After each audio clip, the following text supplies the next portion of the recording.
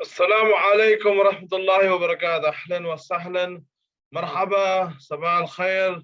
Bonjour. Good morning, ladies and gentlemen, and welcome to the Middle East Healthtech Innovation Summit. Yesterday, we had the pre-conference investor forum, and perhaps, in my opinion, this was one of the best pre-conference sessions I have ever conducted in my entire career. We had it was a 9 to 3 event, but what really stood out was a 2.5 hour session that was dedicated to the startups for their live pitches that they had conducted to a panel of investors. And if you've watched the American reality TV series known as Shark Tank, we had a similar format yesterday. It was a panel in Shark Tank. They have a panel of investors, about 5 to 6 of them. And after every 5 or 6 minutes, 10 minutes, an entrepreneur would come, give an elevator pitch, and promote their product or promote their organization, because eventually they're pitching to investors. And the whole purpose of pitching to an investor is definitely for fundraising, for capital raising, and for all sorts of strategic alliances. There were some magnificent innovations that we had experienced yesterday during the startup session. And I'm particularly going to talk about MedTech and Claim.ai because we will be having a continued session from them later on today in the afternoon. We will, as I've said, we'll be hearing more from them later on today. In total, we had 8 startups yesterday across those 2.5 hour session. It was also supported by the Plug and Play Abu Dhabi. And most importantly, the League of Investors that was out over there. They had witnessed some of the most amazing presentations from these startups. And till the present moment, I am introducing and connecting the startups with the investors, and there's a lot of high demand. And a lot of high demand is what I've received. That we need to do such sessions in future as well. And if you attended the session yesterday, you would definitely understand how valuable it was, and I'm sure you would have enjoyed it. And those who missed it, well, you missed a wonderful session. From yesterday's event, we definitely realized that the practice is eventually becoming the new norm, and it is the power of digital evolution and the power of the digital innovation, which is revolutionizing the delivery of healthcare services worldwide. It's just not only in the Middle East, but it's a global thing. And most important, that is where the money is right now in. Investing in innovation, investing in digital transformation across the healthcare sector. Over the next 2 days, the conference is all about leveraging with technologies from the 4th industrial revolution to enhance access to healthcare for a patient's quality of life. To my entire speaker roster, I would like to thank you very much for your support in making the event happen. And I would like to extend my gratitude to our sponsors and partners for their support to ensure that the event happens. I would like to thank the ATC, Huawei, Rubrik, Claim.ai, Powerful Medical, MedTech, Ambify, MedCurator, Aventology, Plug and Play Abu Dhabi, Hub 71, the Swiss Business Council, the Council of Cooperative Health Insurance, the eHealth Development Association, the Middle East and North African Health Informatics Association, VR and AR Association, the European Institute for Innovation through Health Data, and the International Society for Chief Data Officers. This is indeed, but right now I am so pleased to say that I am having my next panel of speakers who they've actually entered the platform. They've entered Zoom. So I would really love to request Mark Johnson and Rashid Al Suwaidi to turn on your cameras and to unmute yourself, because the next session, it's all about data. We've heard things from Malafi on data. We've heard a bit about data in the presentation brought to you by Dr. Hamid Ali Al Hashimi. And now we're going to have a fireside chat for the next 30 minutes on the topic of revolutionizing healthcare data management systems. Yesterday, we had Sir Rashid Al Sawedi, the Chief Executive Officer from Aventology, on a venture capital panel today. He is here with us and he is being interviewed by Mr. Mark Johnson, the editorial board chair for the CDO magazine. And Mark is currently with us from the United States of America. And he has joined us from out over there. In and We have Rashid Al Sawedi in Abu Dhabi. So I would like to request Mark and Rashid to take forward the session. It's going to be an interesting conversation. Over to you, Thank Mark. you. Thank you, Fahd. Can you hear me okay? Yeah, thank you, Fahd, and can hear you, Mark. Nice meeting you. Great to see you again. So, Rashid, when you contemplate how health safety and health risk have been pushed to the forefront in everyone's mind on the planet now because of the COVID-19 pandemic, how do you see data playing a role and to bring back a sense of control in the healthcare sector?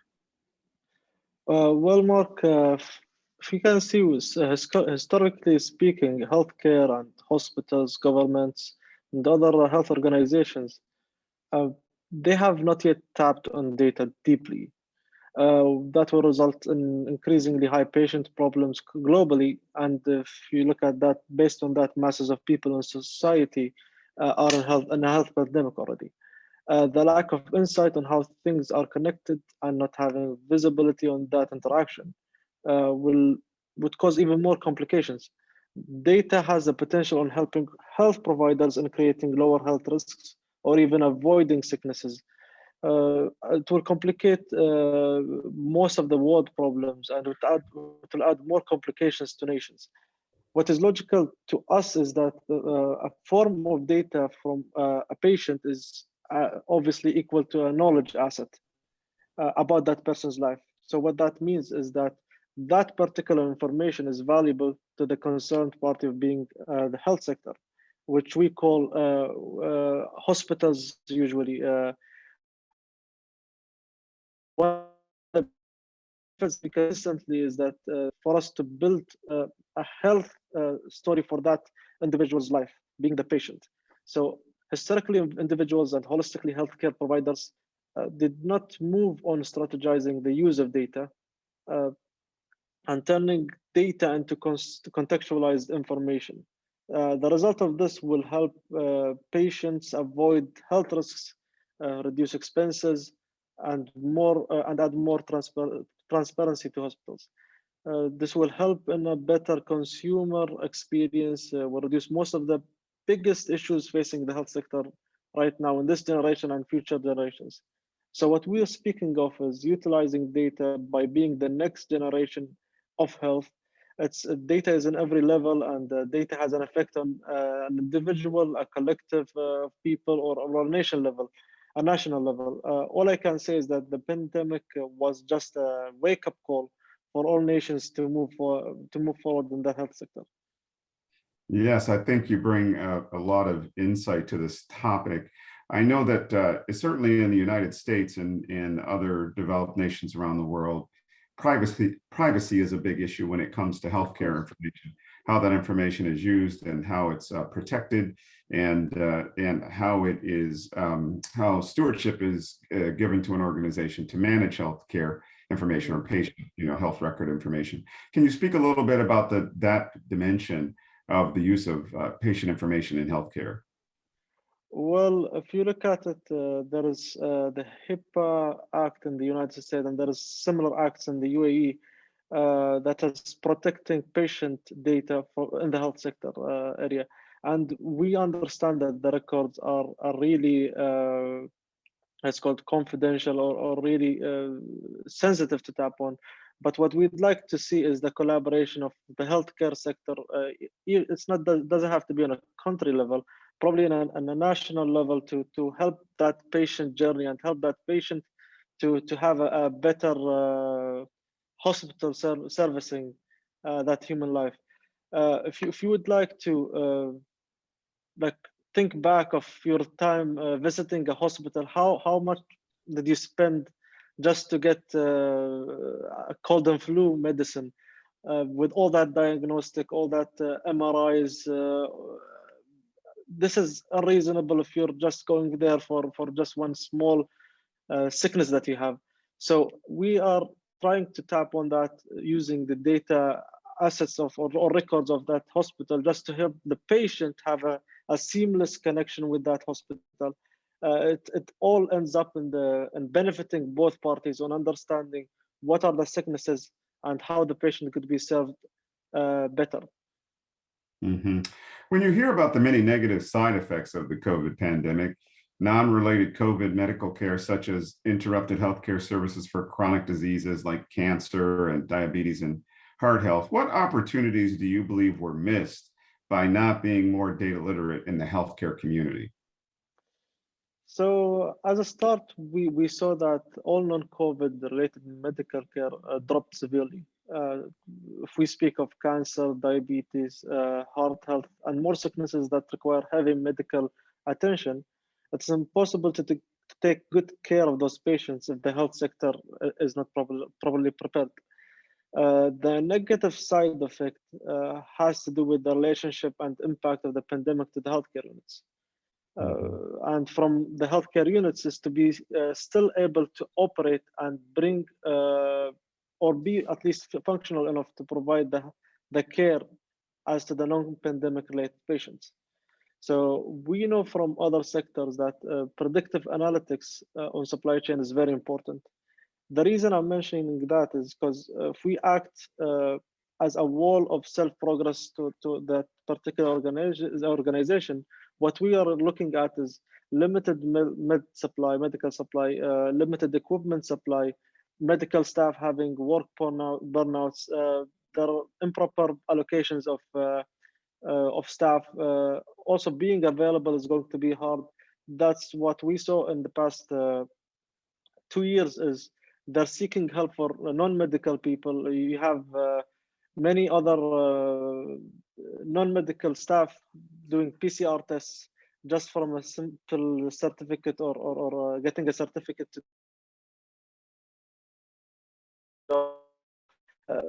this is a result of us not being ready for that pandemic, which happens like once in a lifetime. A lot should be done in that area. If data is used strategically, especially into value chains and the supply chain itself, we consider what could potentially happen if data used in the right way. So let me give you an example. If globally, pre-pandemic, the healthcare sector collectively tapped on data and explored that area, the dark area, we will have a higher level of data literacy, of know-how. Then when the pandemic hits collectively as a nation or as a globe, will be given the same level of performance to the non-pandemic related patients.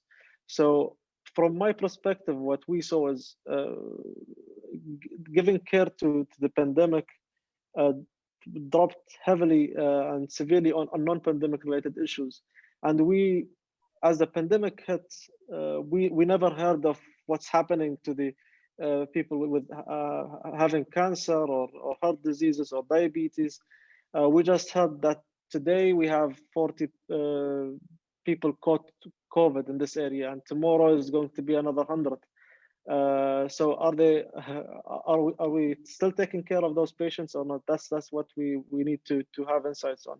So many non-COVID patients saw their destiny because of the poor data management, resulting in the poor performance and the efficiency of the healthcare sector. The root cause of people low mortality rate among the chronic diseases wasn't as the healthcare system failed with the COVID responses, even supporting humans, supporting the financial needs, and supporting as little as equipments, since they were heavily invested fully only on the COVID situation and not giving acute care to the non-pandemic patients. So by having those potentially higher mortal rates will worsen the healthcare system. That's a fact, and that will result in higher sicknesses and death, financial pressure on the nation. It doesn't matter which nation it is. Great. Rashid, you mentioned in your prior answer predictive analytics and insights, and you talked specifically about the supply chain and how the supply chain really was disrupted, and that affected the supply, the flow of supplies that were needed during the pandemic for healthcare administration. Can you speak a little bit about the use of predictive analytics within the supply chain, data science and machine learning, and the opportunities that using those technologies on supply chain data might have created that would have helped us avoid some of these supply chain disruptions? Well, to speak, I mean, about the current situation and what we've seen, like I said, heavy equipment was potentially unavailable in certain situations. The impact is really strong if you speak about it from a health, because I mean, what's important to a human life is his health, and to be on top of it, especially in the pandemic or pre-pandemic, having an effective supply chain process at least is going to help heavily in delivering those med supplies to those patients. Doesn't matter if it's a low sickness or it's a heavy sickness, or people are on the verge of facing their destiny. Proper allocation and proper supply chain has to be done effectively, even pre-pandemic, and that's really important, especially in the healthcare sector. Mm-hmm. Your organization offers a unique approach to put data to work for its clients and for the healthcare sector. You create a set of harmonized patient data products and service. Can you tell us about harmonized patient data, and how does that give healthcare professionals and institutes control over real-world challenges in healthcare and patient outcomes? So if we want to speak about Aventology and what we could provide, what's unique about us is we are 100% dedicated data management team. We are the world premier company working exclusively on building data management globally.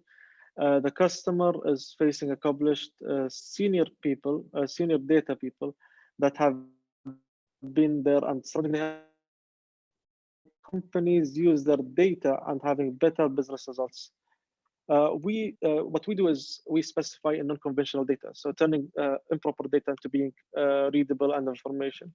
And by using next generation system, we develop high value, low cost results. We help clients move up a level and be part of the 1% of their industry. So that's part of the what we could provide in terms of value. In addition to that, all the sectors, especially on a government level or big organizations, rely heavily on IT, and by doing that, we could reduce 60% of IT maintenance. We turn organizations into being customer or patient or banker driven, where most companies are focused on just having a software or to solve a problem of that customer or a need.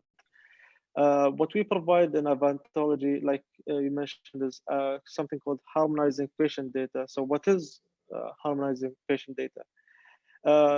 It simply means that we could collect and process patient data appropriately and to making it clear on the need to know basis. What that will help is the understanding part from the healthcare sector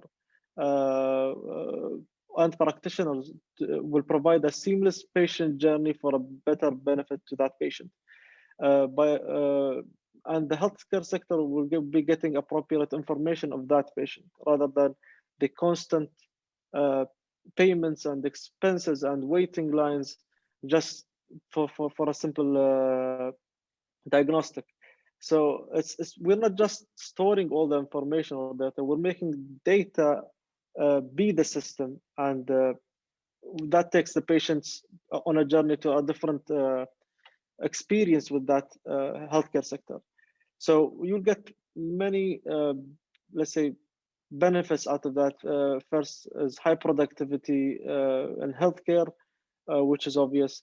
reduction in healthcare frustration to data access, which we spoke of just now, and increase in patient care from the healthcare sector.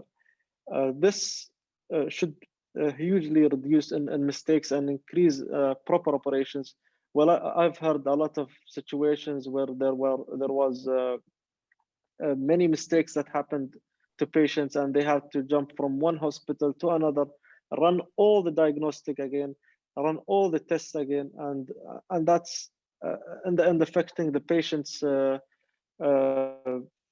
I would say mood, I would say life, and hopefulness in the healthcare sector. So apart from reducing costs and in healthcare, the most important thing is making healthcare available and enforcing that with a better product and service in that patient journey. So when you think about this harmonized patient data, does your company provide services that actually integrate that data, that cleanse and secure the information? Can you speak a little bit more in a little bit more detail the aspects of the types of services that you offer your healthcare provider clients? So in terms of healthcare services and products, like I said, harmonizing patient data is one of them, and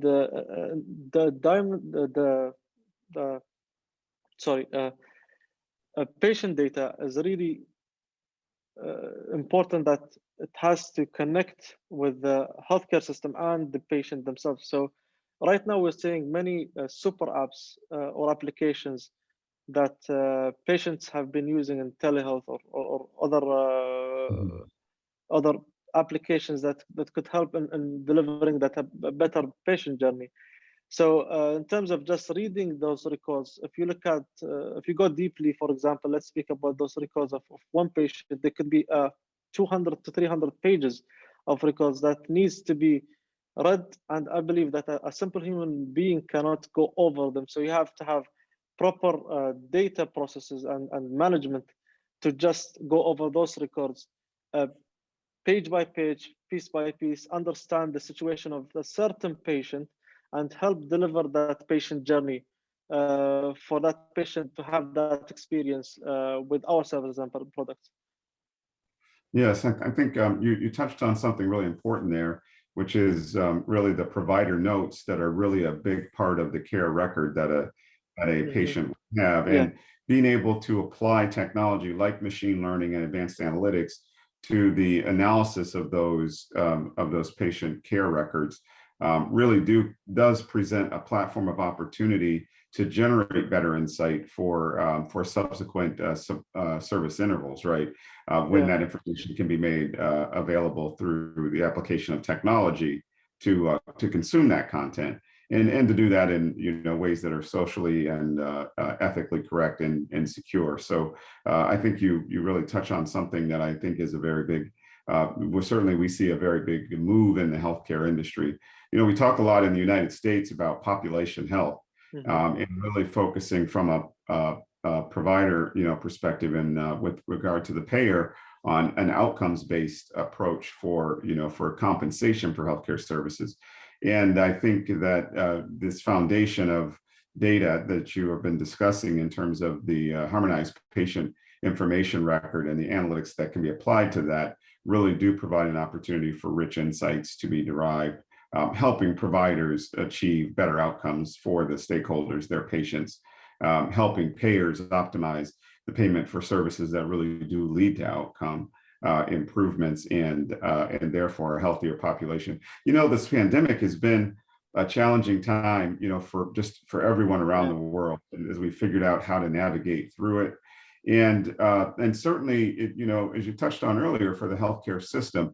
And I know that we have some concerns globally around what will the aftermath of the pandemic be on all of the sort of pent up demand for services that would have been preventative, or care intervals that would have treated patients with cancer or other chronic illnesses that were onsetting that didn't get those treatments, and that will return en masse with more complicated conditions. Are you seeing an opportunity for insight to be derived, learning to come from analytics on the patient health data that would help us as a society, or help us as a population around the world, predict and be better prepared even for the aftermath of the pandemic. Do you see opportunities there? Well, Russian. of course, Mark. I mean, if you look at not just the healthcare sector, other sectors, once the pandemic hits, everything went online. So that means technology and data is being collected, and technology is being enforced, and next generation technology is being created. So innovation in that area, if you speak about predictive or just like regular doing analytics on that sector, what will result is us understanding how to serve that patient even more. And pre-pandemic, with all that, I mean, I believe that there are some organizations that didn't go paperless yet. After the pandemic, we saw the renovation and technology and the complete reliance on that technology, which increased the demand in that innovation and enforcing more governments initiatives on that area. And if you tap on the data area, that's the way to go after the pandemic, because what we're seeing right now is people are starting to cope up with this new way of living. So next generation is the way to go, and I believe technology and data would be highly effective in that area. How could data be a catalyst in the effective collaboration among many key stakeholders in the world's fight to improve health safety and to optimize patient data in both wealthy and non-wealthy countries, and in addressing long-term problems of health inequity? What do you see there? So if we want to speak about wealthy and non-wealthy countries, I mean, it's obvious that most people, or wealthy or non-wealthy countries, collaborate, they will initially add value, and it will give a huge inequity to form even more value in different spaces. If data assets will be used in driving value in wealthy countries, then it will result in non-wealthy countries being served better with a better experience than they had before. Why are we saying that? Is a simple answer to that question is because everybody right now is in the dark. And to your past question, you said, "Are we moving forward?" We're moving from the dark to the brighter future, and it's just a question of taking the initiative of collaboration to move forward. And how do we get to that point of know-how? Is just by utilizing data effectively and efficiently. It is that simple.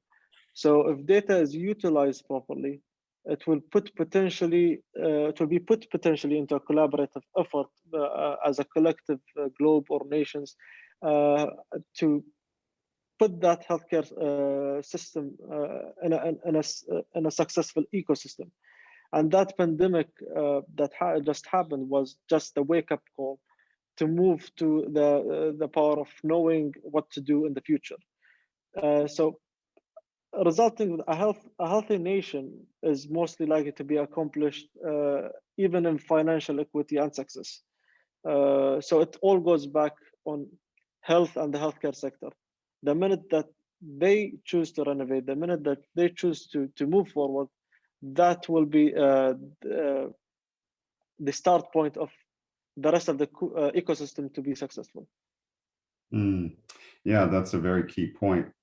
As you think about the community of providers, caregivers, payers in that ecosystem for healthcare services in mass, what collaborations do you see taking shape because of the pandemic through data between the providers, between the caregivers, and between the payers? Are you seeing a new landscape emerge for the sharing of data and insights generation amongst those three stakeholders within the constituency to serve the patient?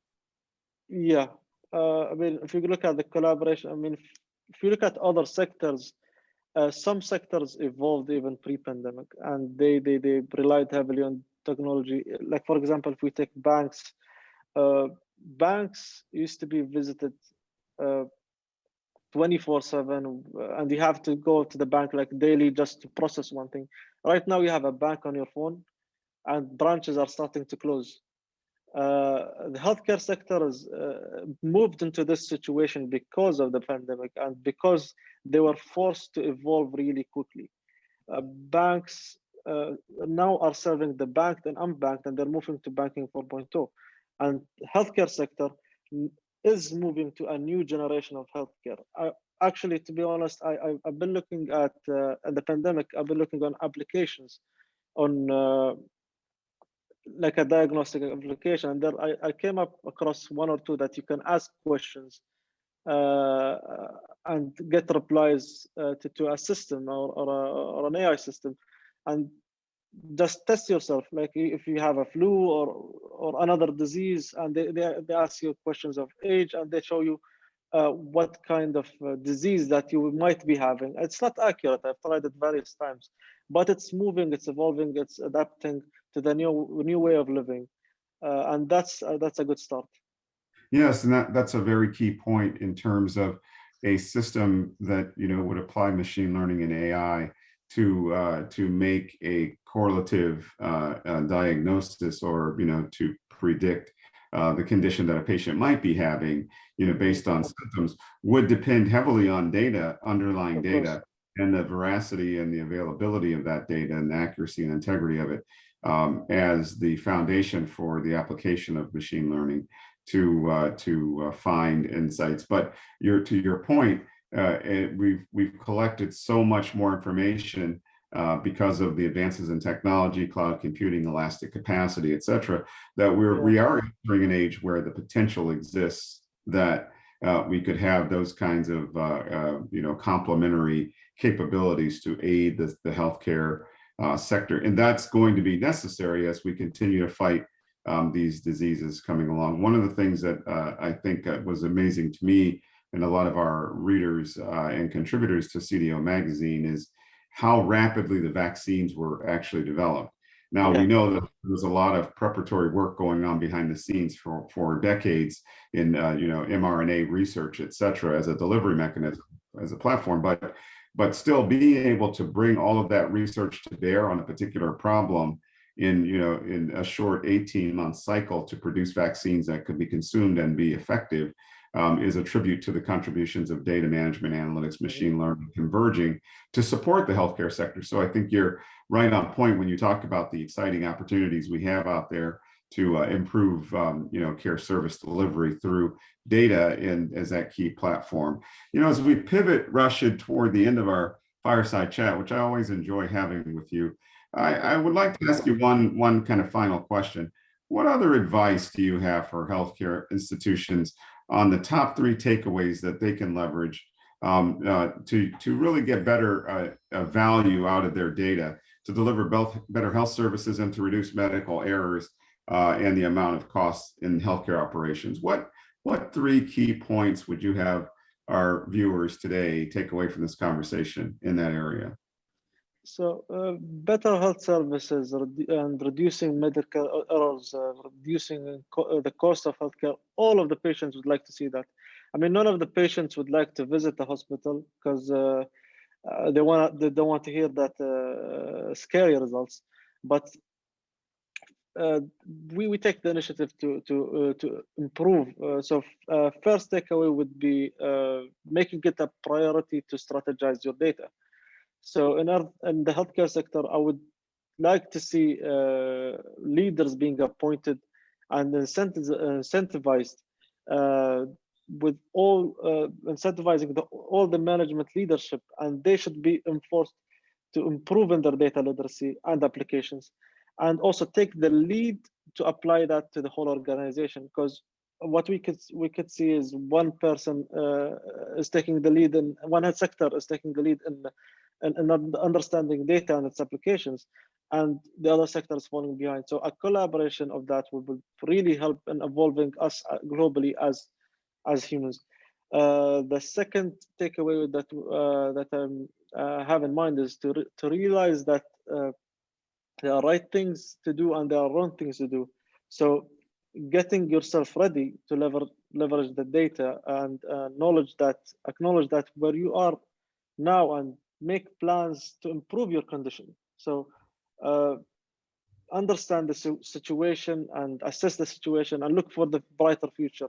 Try not to stay in the dark, even if it's just getting external help, advisory, consultation. Get yourself where you need to be, not think about all the expenses, because the market is changing either ways. The industry is improving either ways. You're either falling behind or improving on yourself by yourself or by getting external help. And the third thing I would say is always realize that the job is not done yet. You have still not tapped on the full data asset you have. You have more data to come. You have to leverage that data and look and plan to exploit that data and do new innovations. Focus on that. Yesterday we had a talk about VCs in investing in hospitals and R&D. And I believe we need to up the level of efficiency in the healthcare system. We have to add more patient care, more partnerships, add more performance, and utilize and unleash the power of data. Well, that's a very good wrap up, and I really appreciate you sharing your wisdom today. This has been a great interview. It's always great to talk with you, Rashid. Again, I'm Mark Johnson from CDO Magazine, and we are the voice of the Chief Data Officer, Chief Data and Analytics Officer to the global community increasingly. You can find us at cdomagazine.tech. That's cdomagazine.tech. And we are curating a pretty powerful channel for the healthcare sector.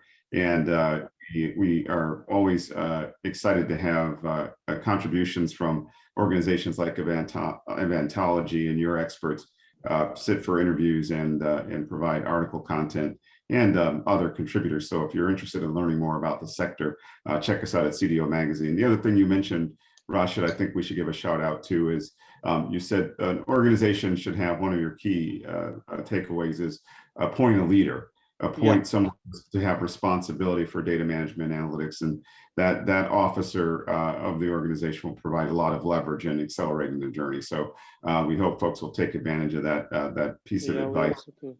And that's a great thing. So again, thank you for your time today. And I'll give it back to Fahd, who's joined us here to put the session to a close. All right. Thank you. Thank you, Rashid. And thank you, Mark. We're